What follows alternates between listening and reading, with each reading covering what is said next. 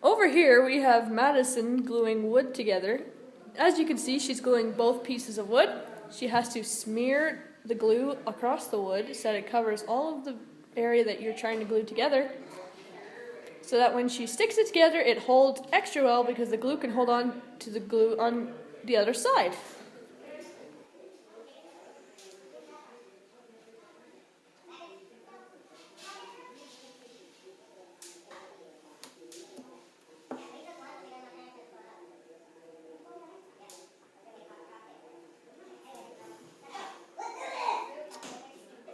Aside from the regular Robertson screw on the far left, there are also the Phillips screw with an X shape in the middle, the flathead screw with a bar shape in the middle, or a line, and finally the hex screw with a funky looking star shape.